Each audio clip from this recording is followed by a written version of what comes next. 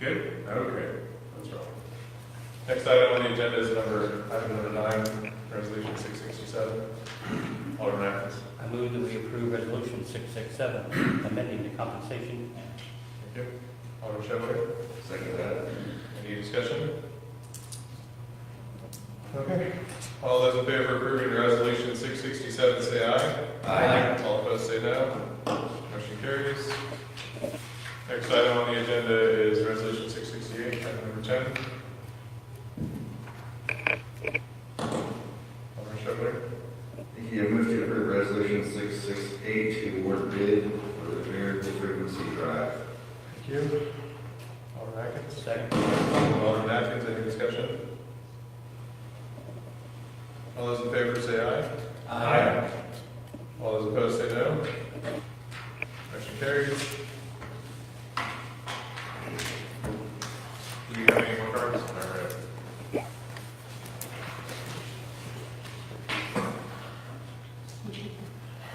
Thank you.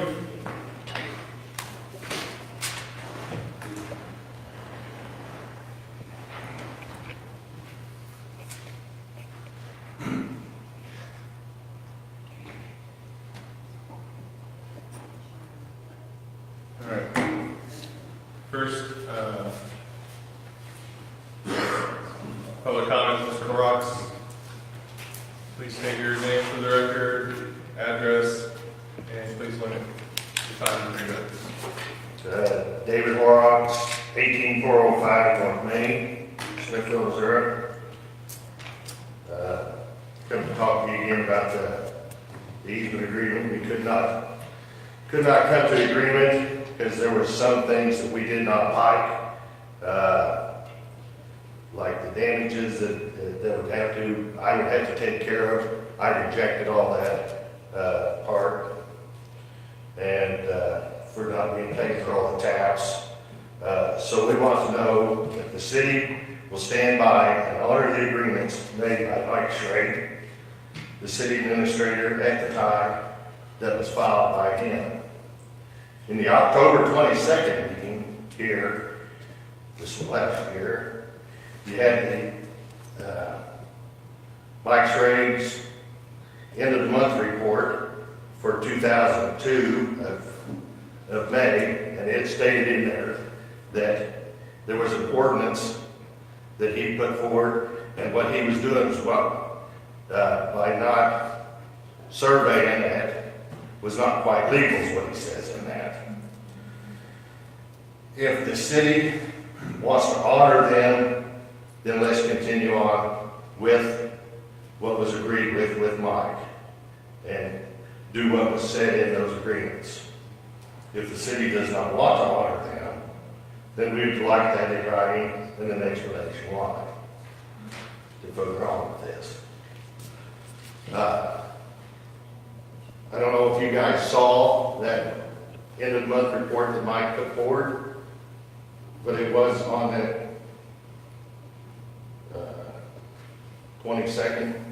October 22nd meeting that you put in. In that, it does state that he met with me and Roger and Kurt Blankenship. I've looked at some of the easement agreements that, other than mine, and yes, Mike didn't sign those either. So is Mike representing the city in fraud and frauding all of us to do this forward? Or what was Mike's intention on all of this easement agreements? That's the only thing I've ever asked for, is what was agreed in this agreement. Nothing more. Everything that was put forward by you guys to pay for them, not by me. So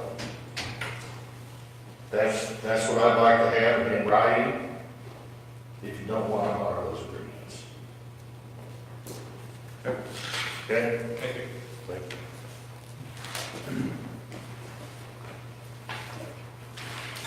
Next, Bill, right?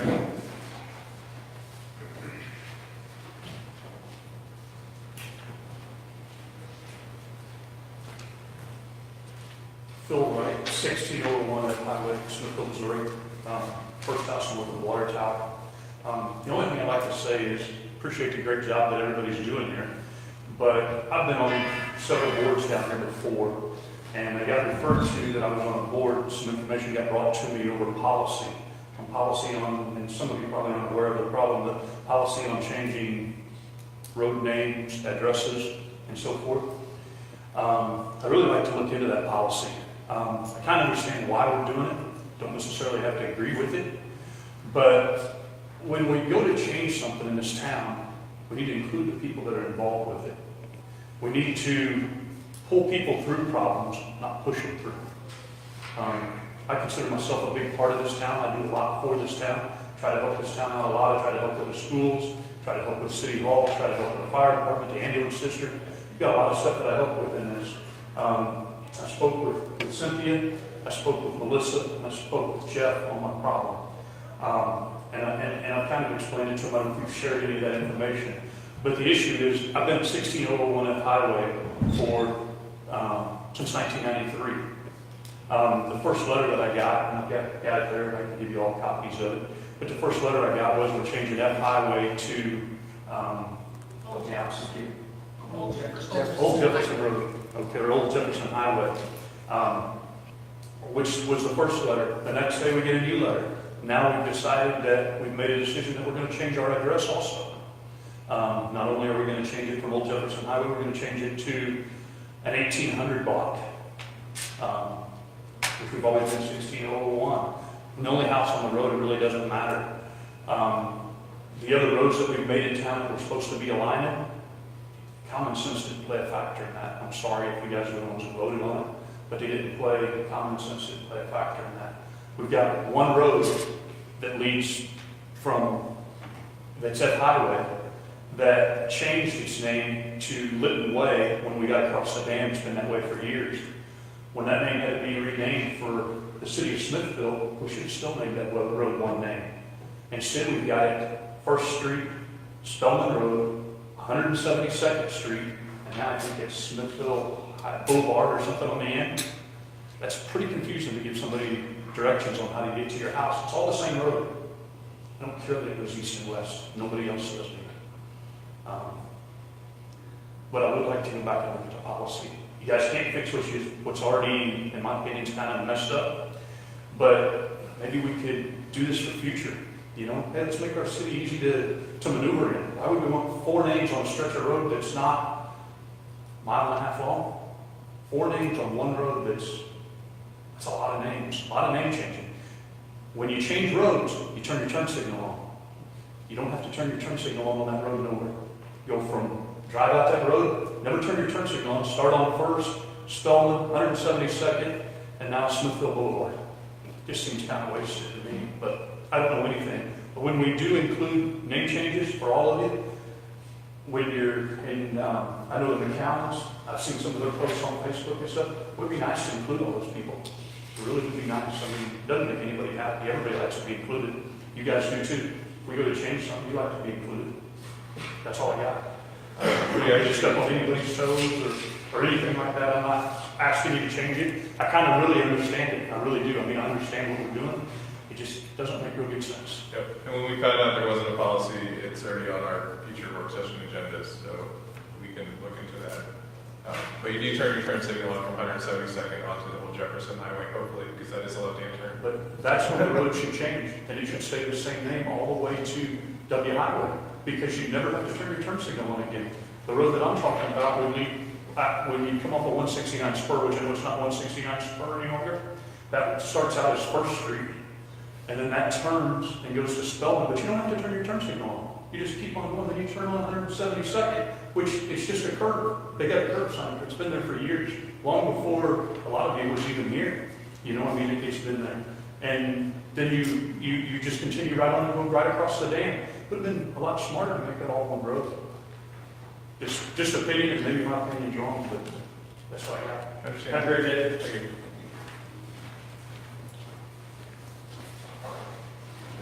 All right, any other or general public comment? All right, got quite a bit of downtown. Business centers down here.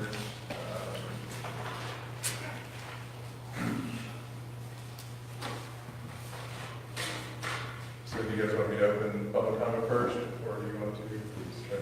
All right. Sarah, you're here first. I know you have quite a few documents that will address some of the items directly, but if you want to just Okay. give your first 3 minutes. My name is Sarah Ulanall. I have Chops Barbecue, a little bit space next door. I live at 408 Alderman Avenue. Thanks for allowing us to come talk. I really just have some questions about the packet that went out, so I kind of just put the page and a question about it. My first question is, while reviewing the packet, it's repeated several times that the ADA compliance on the walkway is 5 feet. When looking up ADA compliance on ada.gov or any other ADA website, but on ada.gov, Chapter 4, Section 403.5.1, states clear width of walking surface shall be 36 inches minimum, with the exception that clear width shall be permitted to 32 inches for 24 feet. So it has to be 36 inches. It can go down to 32 inches for 2 feet, but then it has to go back out to 36 inches as the minimum. As long as there is 60 inches every 200 feet for a turnaround area or a passing. So 2 wheelchairs or walkers can pass next to each other. Roughly where we are, east side of Main, roughly each building is 10 feet wide, or 20 feet wide, I'm sorry. So the corners would be our passing lane, but everywhere in the packet says 5 feet. Is there some clarification on that? So Jack, the 5 feet is on the Bridge Street section in the packet? Because I know the Main Street section is different. According to our engineers, it was 5 feet. You know where, I can't find 5 feet anywhere. I have dug and dug and dug. It's 200 feet. Right, where it has to be a passing zone, correct. Yeah, we'll look into that. Okay, I know the Main Street, the south side of Main Street is different because we're measuring from the railing back, Mhm. by Red Jack's back. But it can't be from like the hand railing or the patio The railing? hand railing. You know, okay. Yeah, so that gives you 36 inches currently, or 40 inches in the. Oh no, that gives us like, It's 5, 6 feet. yeah, oh yeah, it's like 5 feet to the railing, or to the. I know, I mean, but the ADA path on that side is not 5 feet in the packet. We measure the patios from the railing back, so that in that section, it is only like 36 inches. Correct. Correct, Matt? That's my understanding. Yeah. We measured, the other night went out and measured, I mean, I've got pictures that So the show it. ADA path on, in front of Chops is only a 36 or 40 inch path. The rest of it is patio space. So I know on the packet, it says on Bridge Street, the path, ADA path is 5 feet. Yeah, I mean, every time I go through here, it's 5 feet everywhere, it's different. Just like- Just clarification. Yeah, just knowing, I mean, like I said, I'm just looking for it. Like, Yeah, I think if we include some diagrams for the downtown too, kind of show, I think we had some in there for the patios, but if we just show the ADA path with the patio space, it would help us a little too. So, yeah, so then most of the stuff that we had written down and going through the packet, page 69, like the signs, signs as long as they're in compliance with ADA, as long as they have that 36-inch spacing. We enjoy the signs out there. We think it notifies people of what's going on. We do have a flag up there. It's in the patio area, but we also put our stage board up. A lot of times we mention what movie night's coming up, what events coming in the courtyard, and long, just notifying, making it look unique, things like that. On page 69, one of your thoughts or your questions you were talking about was should the signs be for just the downtown or for the city? Our opinion on it was if we do it for us, we should do it for everybody as long as it's not getting away with your ADA compliance. Page 71, we're discussing the tables and the uniform of them. We do feel that this board should be able to pick what our tables should look like. We want things to look well. We want things to look good. Some specs for them. We don't want a hopping table that's 8 feet tall out in front of for any reason. But we also would like to purchase our own tables and to be able to have some choice about it. I can't go out and buy a $500 table to put out there, but I can do a couple at a time. So if you guys choose, you know, it needs to be black, it needs to be 36 inches, it needs to be this, I can work with that. I can find something that works with our budget to be able to pick. But I want to be able to have control of those tables. City specs, and also on page 71, we talk about who would be responsible for them. Those tables are going to be like our restaurant. I hope that we've shown you over the last 2 years that we've been here that we want things to run efficiently and effectively, and we expect our area to be cleaned up. I don't know if you guys have seen Dan out there taking care of sidewalks from corner to corner. We sprayed them down trying to get the sand out because the amount of sand that's been brought in into the business, we can pretty much have a sand pile at this point. But just keeping that stuff cleaned up, and we would do that for our other place, for the patio section also. We do like the idea of having a permit, to being able to buy a permit for the area. We understand the necessity for that, and that's fine with us. We did have some question about the pricing of it. Listed in here, it was $250, and it's being modeled off the Lee Summit. I just want to remind you that Lee Summit has 97,000 people in it. Smithville has 10, maybe. Are we at 10 yet? 9? We'll find out next year. There you go. So looking at the permit, that is $250 for Lee Summit, and it is 3 times the size of us. I would just want you to take that into consideration. 10 times, sorry. 10 times. Just taking that into consideration when you're talking about permits. 24-inch table is what I see listed in here. That fits along with the thing. I brought a cutout of a 24-inch table. We put that up against the railing, and we're trying to put chairs around it today. We'd like to get 3 people around it. What we are picturing is a table pushed up against the railing, 2 people would be facing each other, 1 would be facing out over the street. We found it very difficult to put 3 people around that. 2, we could definitely put around there for a 24-inch table. We'd like 36, but we understand that there's rules and regulations that we have to follow. We do have a 30-inch table that we have in the restaurant that is obviously in between the 2 that I could, measuring-wise, we think would fit out there just fine, staying in compliance and everything. Let's see, also staying on that page. Talking about permanent tables or movable tables. We know on a day-to-day basis how dirty it gets underneath our tables. We would really like to be able to move them, to clean underneath them.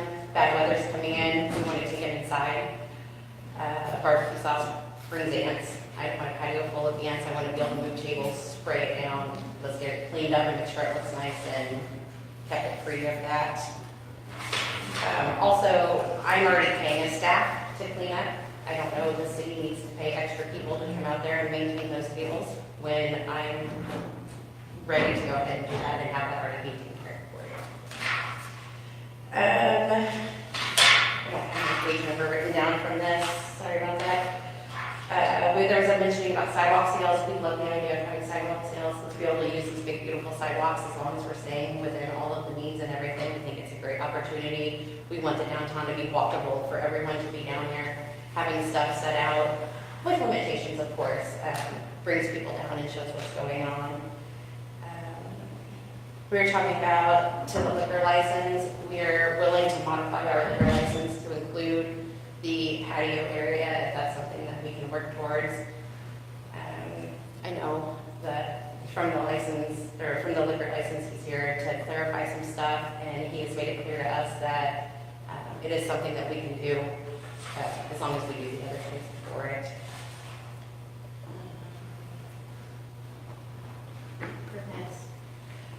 Bicycles, not on the sidewalks. We get this, but we'd really like to see some bike racks in there. With the addition of the bike lane, with the trails and everything, we put some bike racks up. We would like that also. Ice and snow removal. We we do feel that the city should probably maintain this and continue to keep this on, mainly because not all of our business owners can get out there to clean up our ice and our snow. This year's been really rough, we all know that. Dan does all the way down to the corner to help get rid of, like, jeans. We know Jeannie can't get out there every time we do that. We want to make sure that that's done. Most of the business haven't even opened while it's been snowing. So for us that try to open our business hours, no matter what, we have to get out and do that. And even there's been times that the city has to be able to get out there right now and get it. So trying to expect them to be out there and take care of it was just kind of my thought. They don't always make it, and they're not going to come in just to shovel.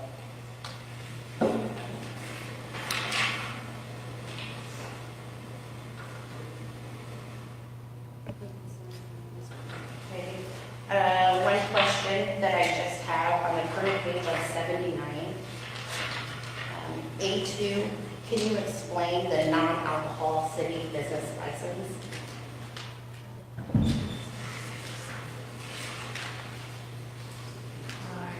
79, you said? Yep. It's A2 for the cafe permit. So, That's a copy of Kansas City's. Yeah, oh, yes, yeah. So what does that mean? It's the city of Kansas City's rules. We provide that, those That's options what- of some things okay, that are I based in other understand. places. Sorry, I didn't just scroll down there enough. Yeah, that's, we had attached examples of, like the reference to Lee Summit, those are examples of what. Okay. Okay, perfect, thank you. And then also 3B, when it talks about the business insurance and having us cover, or add the city on as additional insured. That again is That's Kansas Kansas City. also, okay. We just included that as example language of some things that are required. So that was the right place. place. That we can knock that down. I think that's everything. I appreciate you guys listening. I am really excited about this. And I hope you take everything into account that we hear tonight. Thank you very much. thank you.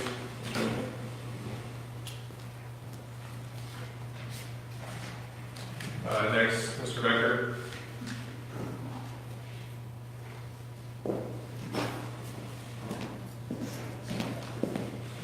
Jeff Becker, 1406 Second Creek Road, Smithville, Missouri. I guess I was a little confused. I thought this was going to be more of a community discussion process about how we can start to utilize the sidewalks. Is that correct? It's still part of our board meeting, but it is, the normal public comment time is not cutting out 3 minutes, but it is, once we open up discussion, we will still engage with you all. So I guess even as Sarah pointed out, some of these issues, while we can make a decision really quick on them, but it might be a neat thing if someone just proposes that we put together a small downtown committee, maybe our alderman can join us in that, and let us have a few meetings to go through all those agenda items that were put in your packet, and put forward a recommendation from the downtown that can come through our alderman, and we can iron out some of these questions that maybe don't have to be made, the decisions aren't so urgent right now that they have to be made on the spot. That some of us will do some of the work, some of the research, looking at examples like you guys did with Kansas City and West End and all that, and put forward a recommendation through our alderman and see where we can come up with this. Is that?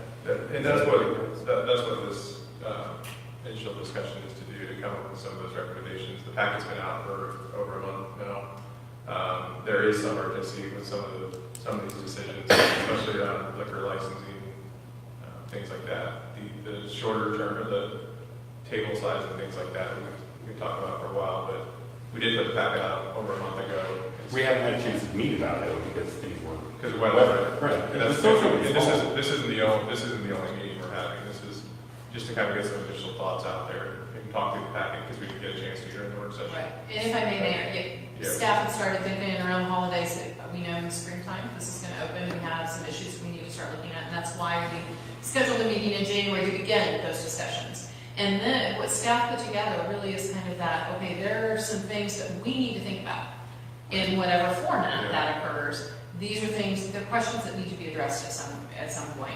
And there are existing ordinances that have not been enforced for quite some time that we need to determine, do those need to change, do they need to be enforced? So, we're looking for discussion, and really that So, for example, at a time where this setting doesn't feel very discussion, I can't just talk to John, hey, John, or, that's not discussion really, that's come up with your presentation like Sarah did, make the case, and then see if you guys agree with it or not. So it's not very discussion. Originally, this meeting was scheduled as a work session, like I said, weather canceled it.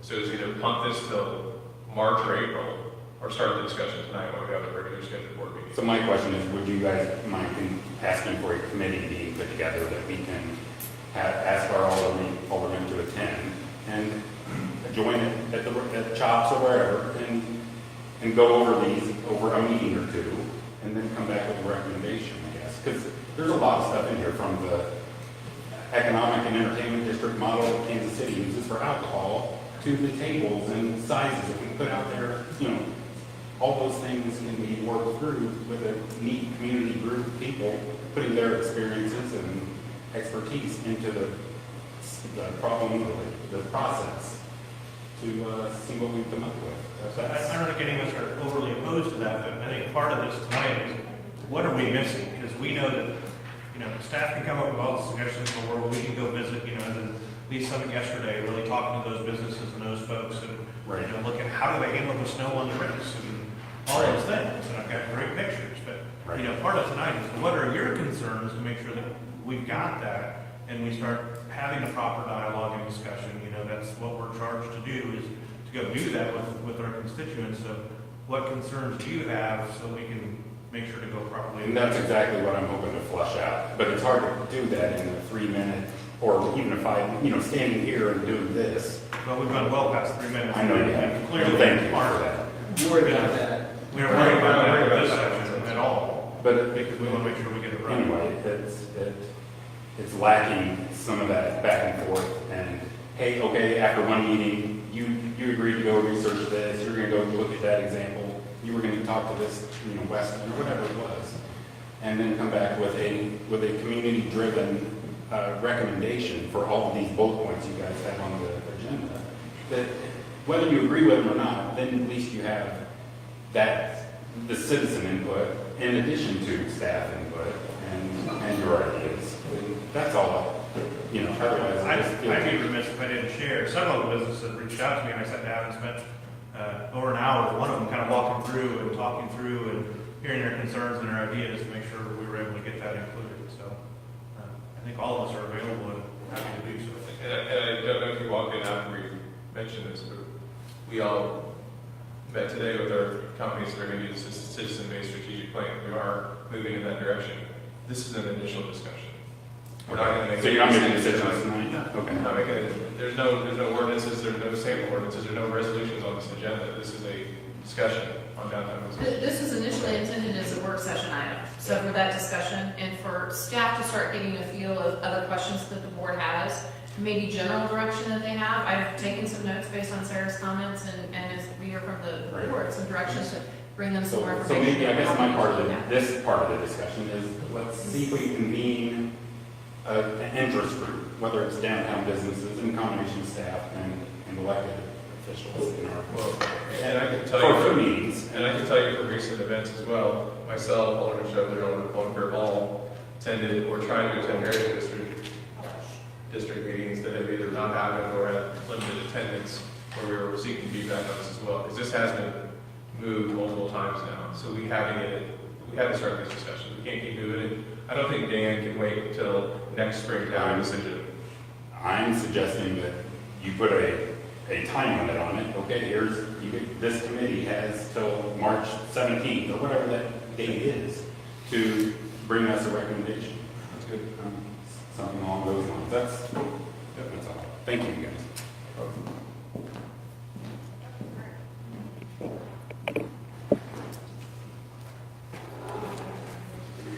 All right. Is that right? Okay.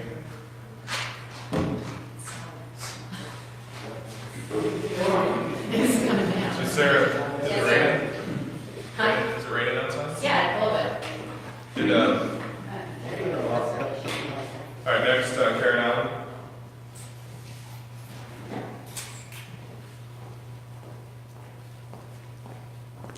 I'm Karen Allen. I don't live here in Smithville, but I'm considering buying a business here, Cornerstone Fabric. And so I had talked to Connie about the sign that she has and about putting the sign out. And she told me that you guys were having a meeting, and when I called, I found out that it was rescheduled. So I just had some questions about, which probably are in this packet because people are talking about, but about, it's on Bridge Street, so there aren't any signs that hang up. There's none that are placed above the buildings, and I didn't know if that was allowed or if there's a standard size, standard colors, or somewhere that you guys are discussing that. Yeah, when Jack gets back, Jack can get you a copy of our sign ordinance for the building signs. I think you can talk to Dan and Sarah too as well on what they've kind of gone through with theirs. And one of the items we're discussing tonight is a sign that would go on the outside of the building in the brick area. It would be an open sign. We have pictures of that. And that's really what I was talking about, how I could get people to see what Yeah. business is, because I think it's really hard right now, looking for Cornerstone Fabric, and it's only on the window. Yeah. So that's one thing. Yeah, and if you notice, like Eric Perry across the Eric's in here somewhere. Eric's got a sign that he was hung outside his building right across the street that sticks out, so you can really see it when you're driving down the road. I know Dan and Sarah ordered a sign and they have it there. There's a few options for attaching to the building. And I did see the one on this, where the barbecue places and that kind of thing. Yeah. That shop. Okay.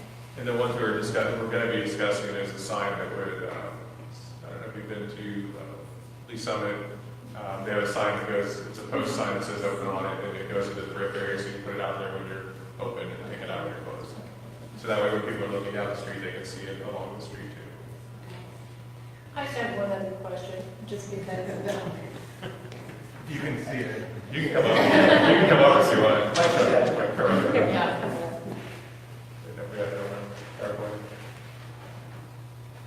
Oh, okay. So it's a sign that is provided, and there's a spot that goes in, and so it lets everyone know that you're open, kind of uniform, and look nice.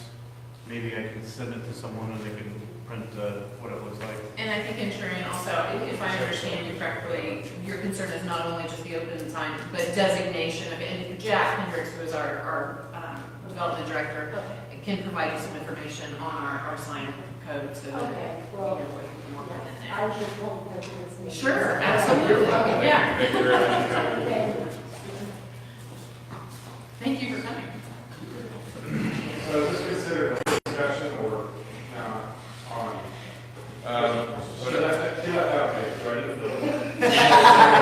What is the page you're going? The open signs. Okay.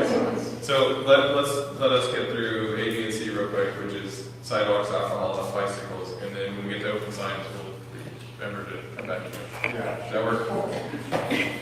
All right. So first thing on the list is letter A, sidewalk uses and standards. Also put it up to the board to. Well, I think we've also tried to outline within the report kind of questions that staff has identified that are out there as kind of to help shape that discussion.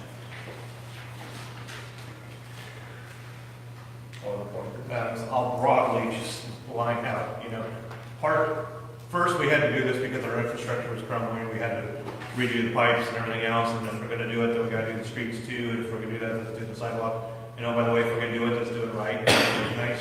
So, we made it nice, and we did all those things so that we could use this. And so I wanna make sure that we do everything we can to make sure that our businesses and the community can use that space for the things that we put the money into to do so. So, the ability to do sidewalk cafes is important. I know D is the alcohol regulation is an important part of that. I think we've got some more information we still need to get to figure out how to do that and do that correctly. But thank you for attending tonight. Glad to see you. And so I think we need to make sure to do so. I like the idea of permitting so that it's very clear who can use that space, so someone can't just go plop down and hang something there. I think we need to make sure our permits are reasonable for what folks are gonna do. You know, I know sidewalk sales might be a different type of permit, you know, more of a special use permit thing, so that folks we can make sure that we're in compliance with the things that need to be there versus things that are a little bit more fixed, like tables. You know, from the table discussion, you know, I sat down and had dinner out there with one on each side and someone on the end, and two of the adults weren't the smallest gentlemen in the world. So I think there's a way to make that happen and still have plenty of ADA space.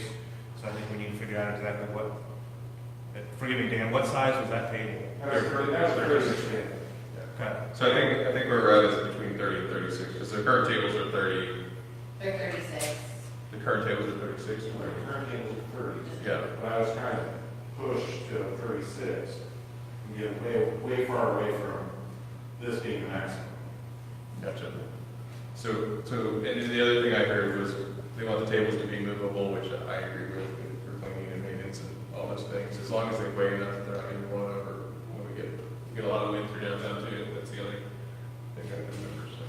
And so I do like the idea of maybe convening a small group and lining out, hey, here's the style and here's the broad, you know, what it looks like, so that there's some uniformity to it that folks can choose from, and then can go buy off of that. So what you're recommending is pull together a committee to establish a catalog for amenities? Yeah, and I mean, we're not talking about a lot of businesses who could actually make use of that space, right? We don't know what we're going to do, right? Sure, but getting the input from the folks who plan to use it and are in that area, I think is worthwhile. And so we could have a small group sit down and look at that and bring that back for maybe another work session before we finalize. You volunteering to lead that small group? So moved.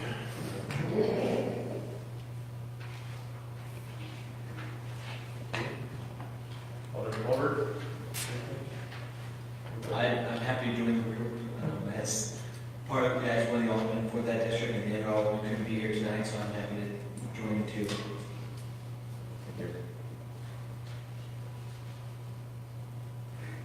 Anything else on sidewalks and standards, uses and standards? Right, do we have any general comment from the board with regards to responsibility for clearance of the ADA cap? Or the sidewalks in general? You know, one of the things that always impressed me with Dan since the first time I saw him cleaning sidewalks from corner to corner is that That was awful today. he took a lot of pride in that. But that was just leaves and debris that day on the old, yeah, it was, On the entire winter season, yeah. in those gutters. I think one of the things we might want to look at too is making sure that we have a solid street sweeping schedule for the downtown area. I know we talked about quarterly for the entire city, but downtown may need it more. And if we can make sure that business owners know that schedule and can get, debris to the curb before then. We have some new trees out there that are leaves, we've got sand, we've got all kinds of things. So as long as we can do that, I think that should come up as well in your guys' discussion. But if we do need the city staff to take care of it, we need to come up with a cost around that.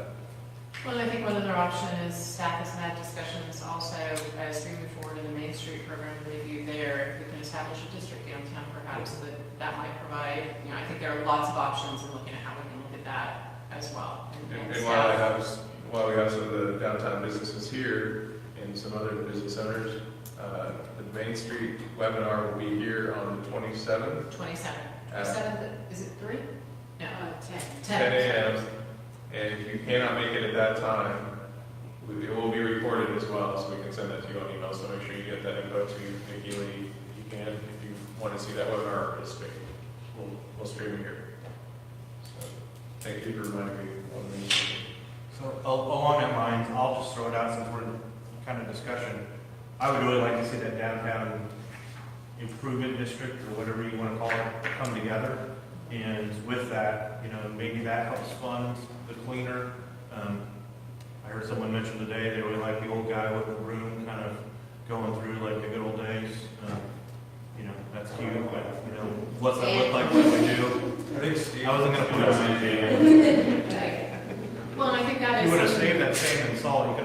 back those if you heard. Yeah, at a discount, but yeah. But the other aspect of that too, then, is, we've made improvements, helping our businesses to make improvements to their facade. And so maybe having a facade improvement grant that can go out and. Yeah, there are lots of options within the Missouri Main Street program that I think that's really good information to start with.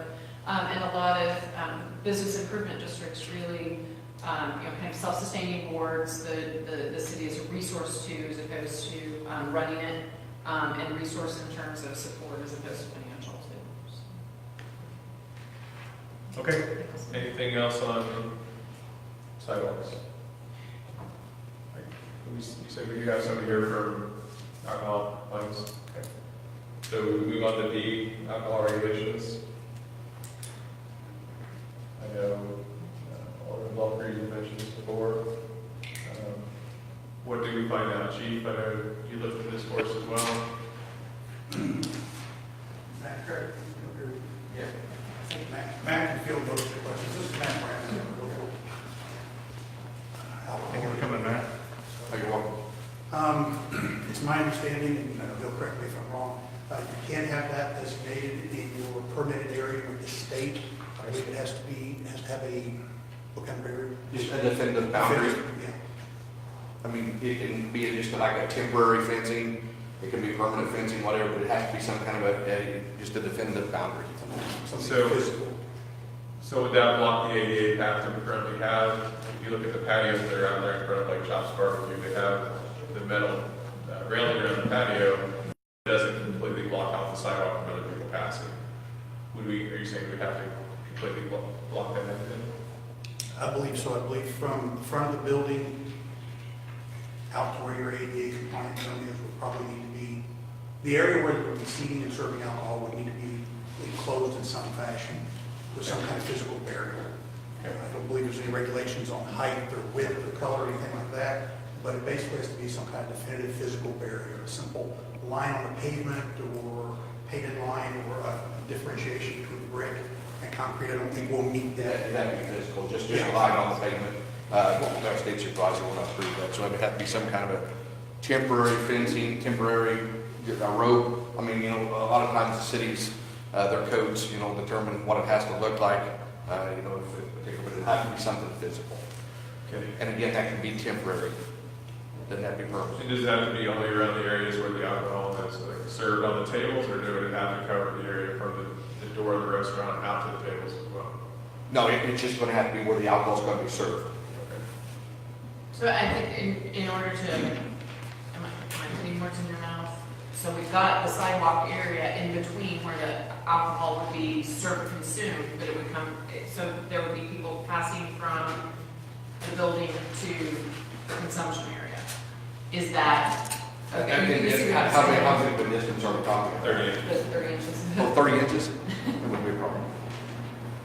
I mean, that's Just wanted to confirm that that was yes. Yeah, the ADA path touches the building. The patio is 36 inches from the building. Right. So they would have to cross that sidewalk to get to the patio. That would not be a problem for us to license that. So people could walk down the sidewalk. Yes, and just to be clear on this, this is going to be a permanent fix to their license. We're going to add that, when we license a place, it'll be something as simple as all of a building at 123 Main Street. When we add this to the legal description of their request, and there's a little paperwork that they're going to have to fill out, but it's going to say all of a building at 123 Main Street to include an east side sidewalk patio. Okay, and then the businesses and their employees will be responsible for. That's part of their business, so they're going to be responsible for policing that to make sure no one enters that area that's not supposed to be in there, no one exits that area with alcohol, and so it has to be self-policed by the business owner themselves or the licensee. So it sounds like there's not really anything we have to do for our ordinances. It's really going to rely on the business owner and licensing to make sure that they have that, what they need. There may be something on the city if you want to determine what that barrier looks like. Okay, yeah. Or what minimum standards for it. Right. But As far as the policing of it, we can handle it like anywhere else. No differently than if somebody, one of Dan and Sarah's patrons walked out the front door without them knowing. Right, same difference. Same difference. That section's going to be considered It's an extension part of of the the charity restaurant. business. an extension of their business. Yeah, exactly. Now I'm scared. Now you're gonna listen. Whatever Sarah wants. So I mean, I guess I'm looking confused here, right? We're talking about a barrier, but we're talking about letting folks sell alcohol outside that shop in that side, or serve alcohol in that shop, outside the shop in that seating area, right? That's what we're talking about. Yeah. But if you have a physical barrier, I just want to see how it's possible.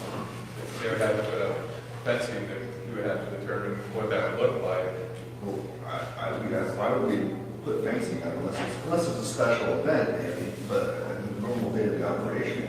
So can they buy the alcohol inside the shop and come outside and sit, or is it completely, don't have to deal with that there? That's open to them.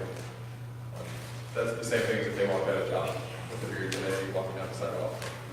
Is that something we regulate? So we can say that they can sit out there and drink, or can we? One thing that would have to be addressed, if that's allowed either that way or we define an area and fence it, is we will have to modify our drinking in public ordinance, because it does prohibit drinking in public spaces. So whether it's, we define this barrier, allow that, and it's served there, or whether we go the route, I think Alderman Chevalier is going where the tables are there, the servers don't take it, but we allow somebody to take it out, as long as the state's okay with that. We still are going to have to modify our ordinance that deals with alcohol in public to determine those areas and define how that's. And it's still going to be the responsibility of the licensees or their employees to make sure that the alcohol that's leaving the building is going into their defined space and not elsewhere.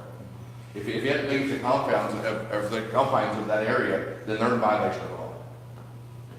Okay? Unless it's a sealed container, no open drinks. I mean, this doesn't, it's not a free-for-all to allow them, hey, outside of anywhere they want to go. They have to leave the business, and then the licensees are responsible for making sure it's going into their defined area and not the police. So either way, it's not that we need to have. We'd have to look at the barrier, we'd have to look at how much space we have in those patio areas, and if there's even space to put in the barrier and still have to. So we not be. It's discussion. I mean, I don't see how a barrier is. Is this open discussion or? Sidewalks. But I see how changing the open container is an option. Yeah. Licensing public sidewalks not an option with us. Without the barrier. It's just not an option. So the business could get a license, but the city could change their ordinance to allow for open containers on the We're talking about taking it out of the business? Yeah. Yes, I believe so. Okay, so Because state doesn't regulate open containers or that. Well, but there is a yes. So there is an administrative law against, our administrative law, it prohibits the licensing to allow anyone to take an open drink off the premise. Okay. Yes. For the city, right? Not the state. The state, that's the violation of state laws. I thought Missouri is an open container state. That's a separate issue. When we're talking about administrative law with liquor laws, with the liquor license. With the license. Exactly. Yeah, that's what I represent. I don't write any guys. I'm talking about just liquor licenses. So in layman's terms, to me, they're not selling packaged liquor, they're selling open beer, they're selling open liquor. Right. If I go to Tipsy's to buy a beer and I'm open it, Tipsy's isn't in violation, but if I take one of Dan's beers out on the sidewalk, they're in violation. Absolutely. And the difference is that's a package business. Tipsy's can't allow you to open that in there. Right. If they do, they're in violation. What happens out in the parking lot, that's not on their legal description. The difference is you have a by the drink place who is now licensing that area outside, i.e. the sidewalk patio. So now that is going to be the responsibility of the licensee to police that area. Right, because they're not a packaged liquor business. They Right. can't just sell me beer to go. They're a by the drink.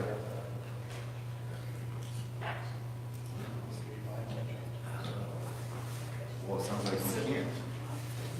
Unless it's. Yeah, no, ask for that clarification, because I think that's the exact question I got too. Make So sure to we're not- clarify, Yes. if we don't have a physical barrier, but we have sidewalk tables out in front of shops, if I go in and buy the drink inside and I go sit at a table outside, which doesn't have a physical barrier, is that in violation? What I'm saying is, yes, it would be. It would be to the fact that It's not if it's licensed with us. What I'm saying is we will not license that sidewalk patio if there's not a definitive barrier. And they're not selling packaged liquor, they're selling by the drink liquor, by the drink. Does that make sense? I mean, the wit stands right down top. If I were to go up there tonight and I was to order a beer and open it and walk outside on the sidewalk, I tackle it. that would be a violation of the Can we state see a law. demo of that? But if they're licensing that sidewalk patio, which is a definitive area, then they're walking licensed premise to licensed premise. It's all on the same legal description, it's all on the same licensed premise. If you said a barrier. So they have to have barriers It's or not fire. a word. So when you said barrier, does that have to go from the actual building all the way out to the street? Or just as long as the ADA sidewalks are clear? That's correct. So it could just be a short railing, the long railing? It could be something very, very simple, yes. Yeah. Could be You a said- chain. you said- Something as simple as a plastic chain, yes. Could be a chain. Yeah, something that simple. That means there's blocking the 80s. No. It Chain could be across. a chain of a straw. Rail to rail. 14 foot. or- Right. So how is it that Kansas City created the economic and entertainment districts that don't require any barriers, but their residents can take their drinks, their customers take their drinks out to the common If area? there's not a definitive barrier there, they're breaking the law. Then the entire power line district must be breaking. Well, Power line is a private development, not a public development. If you look on the Kansas City's, on their laws, so give me my right names, they have it, because we're in a certain state of Missouri that allows, that has more allowances than most states, they've been able to create districts. That's right. And that was private property. It's all private Yeah, property. if I try to leave power line with a beer, I am getting stopped. Okay. Yeah. And I cannot take that beer out on the, St. Patrick's Day parade anymore either, they changed that Yeah. long ago. Yeah. Yeah. It's private property. Yeah. Power line is completely private Yeah, property. it's kind of an animal on its own, to be honest with you. It has, I mean, they have an ordinance created in the city to allow, so if they're all private property, why is that going? but the majority of laws, the power license is its own entertainment district. Okay, the other, a lot of your other businesses are downtown, that they're not in that. Is that address your question? Well, I may just be confused, so I'll look into it. Yeah.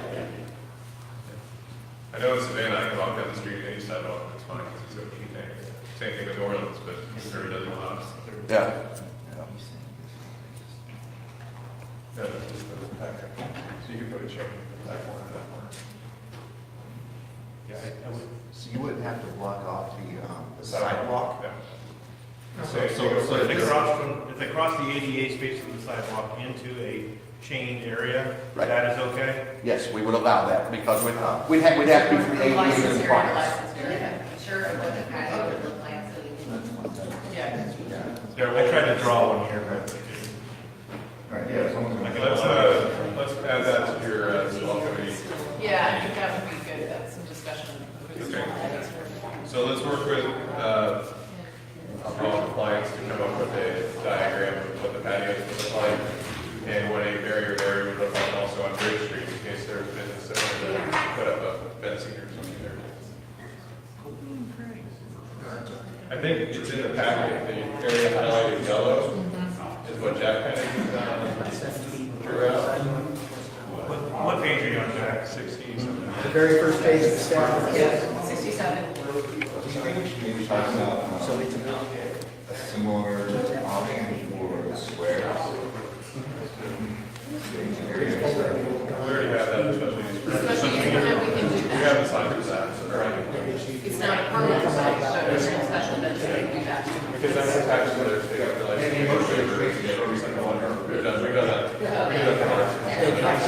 the cornhole tournament. Well, yes. Yeah. Okay, Any other questions about alcohol? I think we'll come back to you guys with the diagram. That works. We'll see how it works. Thank you. Thank you, guys. Matt, thanks for being here. Matt, while we have you here, one question is, I'm looking at page 74. One of the questions that we had outlined Would the business be able to exclude persons who bring their own alcohol into the area? I'm assuming that would be yes, because it would have to be sold. Okay, so you're asking if patrons could bring in their own alcohol to that area? Yes. No. Yes. Because again, once they license that patio, it's part of their licensed premise, and the only alcohol in that area can be what they have purchased from duly licensed wholesale. And that's what I wanted to make sure we clarified before we lost you. And that goes back to Sarah's comment as she was having them at 15. Exactly. Yes, Just making sure. thank you. You just did. So while we're on this topic, I think since we have this group here, we broadly talked about needing to look at our alcohol regulation to make sure that it matches what is currently going on with craft beer and other things. Does that have to do with the 5%? Yes. Okay, In yes. most cities, we've reviewed the ordinance, and most of them have removed the 5% cap and just defined it as a minimum of 3.2% alcohol. So Yeah. I know we talked about that. I know there's other businesses in town that's the same thing. So with that, I think one thing that Sarah brought up when I met with them is some of the shot drinks are being sold as beer because they're in poppable cans. They're pre-mixed, so Are they- it's really Are they sold as a malt liquor, or are they sold as a? Oh, like, margaritas are. Margaritas, those are sold in all. Are they more than 5%? Typically, The, 5%. like, normal canned drinks that are mixed cocktails, that they're pre-made, are liquor reps, so that as a beer license, you're allowed to serve those. So the beer license only includes any malt product, so a lot of those products are malt, even like your Zimas, your Smirnoff Ices, those are flavored beers. So it's pre-made, White beers are actually malt products, so yes, they would. so you have pre-made drinks. Yes. Okay. Maybe not in the 80s. I think there's Jack is keeping them in business. all right. Ouch. Any other questions? So do we want to make sure we go through? Do we want to give staff direction to move forward to remove the 5% cap? Please. Yes. Correct. Sorry, Jeff, we did make one decision. So we'll do that. It still has to come back, though, You right? still have to come back to it, but are you okay with removing a 5% cap on You've got me on that one. Wait, something like that. All That's right. what we'll make the rest of them. I'm gonna skip bicycles on sidewalks because I'm the only one who rides a bike. And I would never ride on a sidewalk. But anyway, let's go to C, bicycles on sidewalks. I think our current ordinances cover this, right? We have bike lanes, we're gonna have trails. Bikes riding on the sidewalks, we don't allow. We allow arrows. So having said that, I think, one of the things that was brought up was about bike racks. I think part of the idea of the public art, like Lee Summit, part of their public art is nice little bike racks that are public art on the corners. So they come onto the sidewalk, they get parked and locked up and when they go into business. But riding them on the sidewalk, Right. And also the thing I don't want to see, which I took a picture of just when I rode my bike last time we were business, is I don't want to see them all chained to the new railings. It'll ruin the lifespan of those as well. We have industrial arts at the schools. We might want to reach out to them and see if they want to look into some bike racks for us. Well, and I know also, and it just Yeah, anecdotally, whether the Main Street program, that'd be something a downtown group takes a look at. But when I work in the city of Lawrence, there are tremendously bicycle-friendly community, a number of bike racks throughout town, a number of them have been donated, and the downtown Central Business District Rotary Club has made that kind of a pet project of theirs, that they have a special design that's fabricated metal that shows Ride Lawrence, and they have a number of bike racks throughout town. So it might also be worth reaching out to some of the I think we have a Rotarian. I wasn't trying to look too hard, but We those should have roadways are hard. two. We have the Lions Club, that's in the Rotary. Not yet, I gotta get there, I haven't got, but Lions, Rotary, Kiwanis, those type of projects would make sense as well as an opportunity. Yeah, I think our founder of our local Rotary makes metal products. Yes, he does. It's just a thought. Yeah, okay, so we all agree, ordinance is good, no riding bikes on sidewalks, we'll have trails, we'll have trails. I know in the initial design of the streetscape, we had some bike racks behind the stage as well. Is that kind of area as well, I think on one of Aaron's drawings. That's a good central location That'd be a as good well. central location, yeah. So, and then some other spots too that we might want to look at. I know behind, Tracy's not here tonight, I know behind her business, there's some space. Some So then Mid some block parking areas crossings, downtown, yeah. mid-block crossings, things like that. And even back here, I talked to Craig about behind his building, so part of the space. All right, and then maybe City Hall, throw it back here. Okay, open signs, change order, did we get a picture of the? Linda, did you get, I emailed it to you as well. I know that, Jeff, You all need to print it. I was just gonna say, we So if should you pull it up here. yeah, we should display it.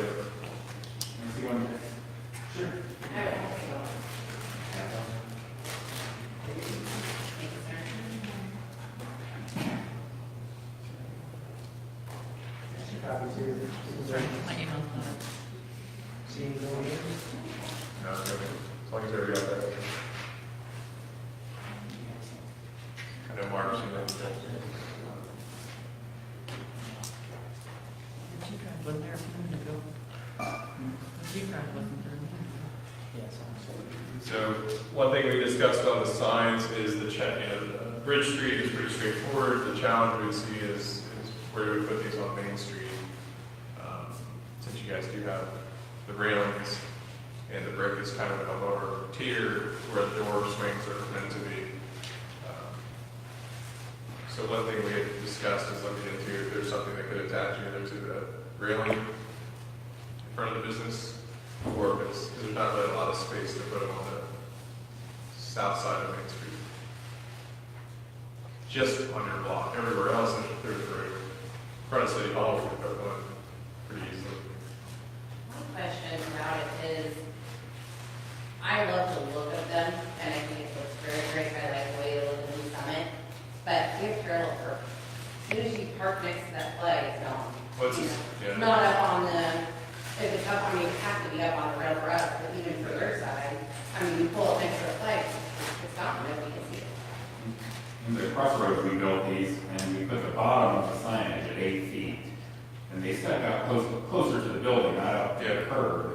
But it's so you can look down the street and see what shops are open. So, yeah, with pickup trucks and vans, if they're this height, they won't be as effective. Yeah, on that street that you're looking at there, that's where they park nose first. There are some streets in Lee Summit where they do parallel park as well, so we're looking at that. I think that should be something you guys come out your small committee, how we, or a separate committee, to figure out where we attach those. The one other thing that I wanted to Just tack it add on. was, our side of the street is not thawed out. I mean, I think we've learned this. I mean, when snow or ice, that is gonna be under ice for days. I mean, I still got it full ice. Yeah, and I think on that side, we've got to look at, does it attach to the railing somehow? Or how do we do that? So I think as we sit down and kind of talk through, there are a couple of options to get that figured out. I have an option, it's not legal. That's an option. That's That's where people I talked to on my block so far, they don't want anything to do with it. They said, So- just go put it in the corner. So to move this forward, if you guys can get back to us, we have a board meeting we have a work session the 19th, correct? Correct. If you guys could get information back to staff by March 8th. That gives them a week to get it compiled into the packet for us to all review it. And then our work session would be at 5:30 on March 12th to discuss this on Girl No, Scout. March 19th. Sorry. March 12th is finance committee. Yeah, sorry. 19th. March 19th at 5:30. March 12th is Girl Scout Day, sorry. That's all. Do we have anything else on the agenda for that work session? For March 19th work session? That's when we begin budget discussion. Okay.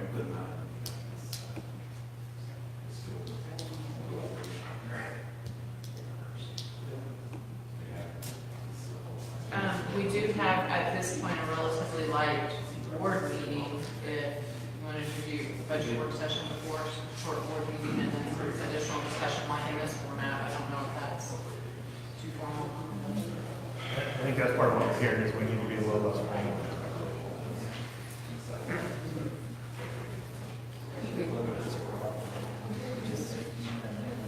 Yeah, I think if you guys do the informal meetings, we can do this on the 19th. Okay.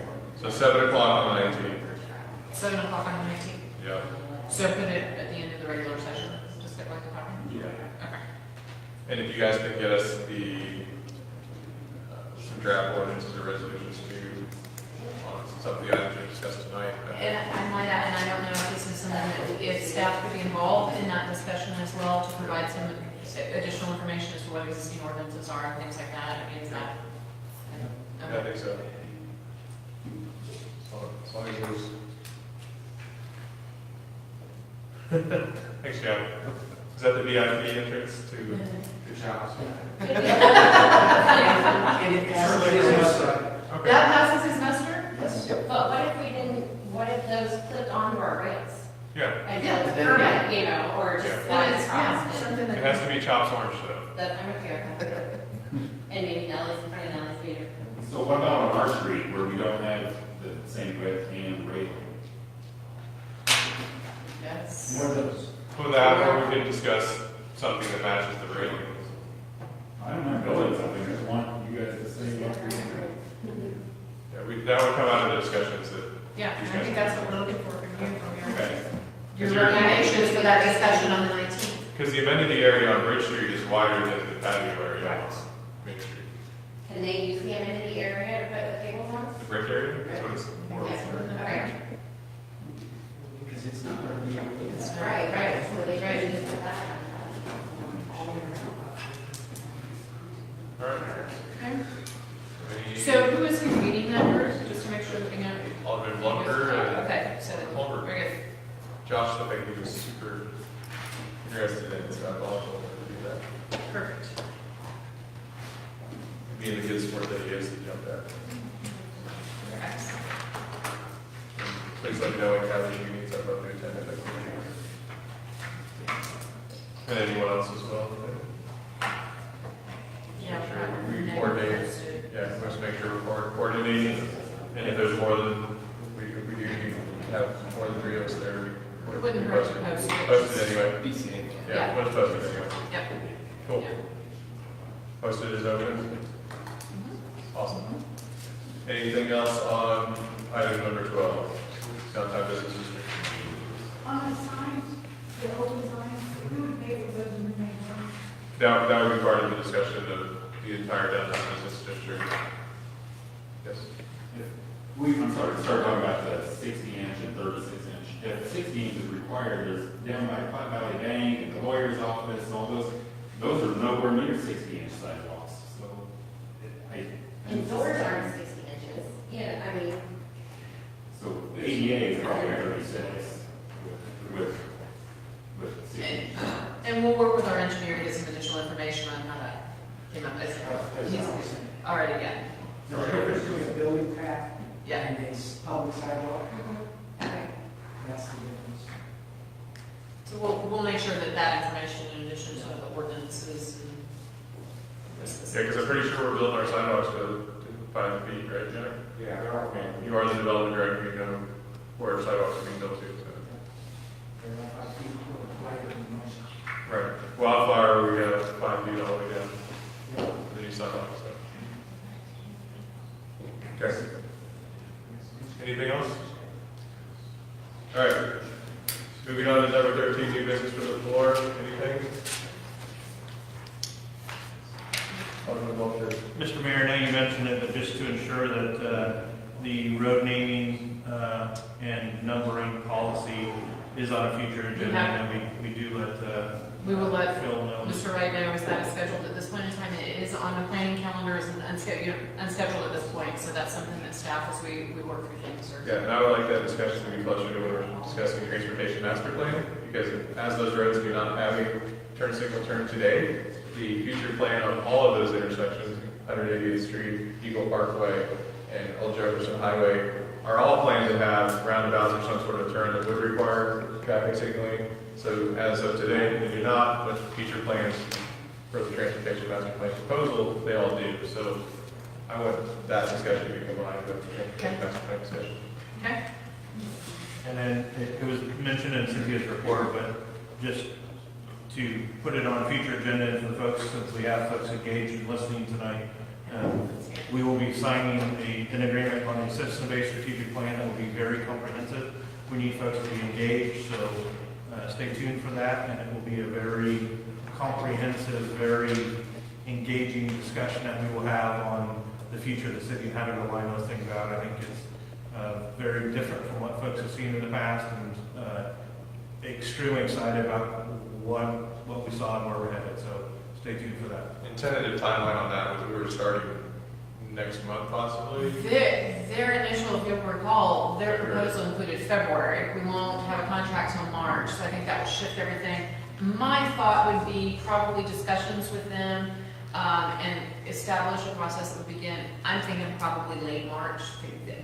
We'll know more after we've got. With them providing deliverables by the end of the year. With them providing deliverables by the end of the year. Yeah, they had their timeline finishing up by October, so I think that pushes us to still within 2019 though.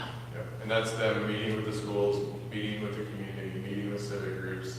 They'll be in the city multiple times. Yes. And then And produce all those multiple documents. groups, multiple levels, multiple formats of information, and yes. So, And lastly, I think we're going to see if we can convene this group on March 5th at 5 p.m. And so see if that works for folks, and we'll kind of reach out and I'll coordinate with a number of you to see if that works. So that's before the Alderman meeting that evening, so we could kind of meet, sit down, and kind of go through that. That's been moved to March 4th. That's right. yeah, March 4th because March 5th is. March 5th is the. How about March 4th? Yeah, 5th is the meeting at the school. And are you thinking you in this room? Yes. Do you want to use this room or do you want to use? Charles' So you have, We do chop the gun space. so that way you have. We just volunteered, are you okay with that? That's a Monday, next calendar. Pardon? It's a lot easier to get there. Well, that's what I figured. We have a lot of wall space too, so we can put up some ideas on the wall. And also walk out and take a look. And Yeah, I have it down there. Is this information we sent out to everybody? Yes. yeah, that's what I'm trying to kind of put it now for those who are paying attention. We'll put it in. Standard meeting will be available. We'll post it as an open meeting. So Or no, that's a Monday, sorry. Standard- So we have a 5. I'm sorry. That is a Monday. That is a Monday, so we said standard menu available for dinner, but. So what- I think you can. So we do have a work session scheduled. Pardon? We have a 5:30 work session scheduled for that day, right? Oh, yeah. Yes, we do. What do we have on that work session? City standards regarding utility work repairs and discussion of special road district. Both of those items could potentially be moved back. We're gonna try to do the smoking thing too, right? We haven't identified when. Could we move those items? So can we move those items to next week's work session, or do you need more time? We need more time. Okay, so let's just use the 4th, then the 5:30 meeting for this discussion, Downtown. and let's move road district and other things later. Okay. And then on the 5th, there's a community meeting at the school, so if we need to look at having another meeting on the 7th grade, a breakout meeting of that, we can do that as well, but it's Oh, not. the 12th is planning. You said that the 4th was light for the regular session? No, Oh. the The 19th is like regular session. No, we actually have a number of items, second reading, for the, that we actually have utility rate ordinance, second reading for the Archer Acres, the awarded bid for the strategic planning process. We actually, there may be some things that we can push from the regular agenda that we've kind of outlined things that typically happen at that time that might be able to be pushed as well, so.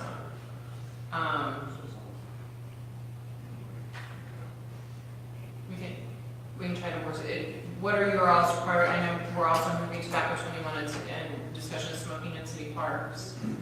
Hadn't identified a date there. I mean, ideally, I'd like that tobacco discussion to be kind of coinciding with, opening up downtown and all that stuff, kind of have everything kick in all at once, maybe. Yeah, so on the,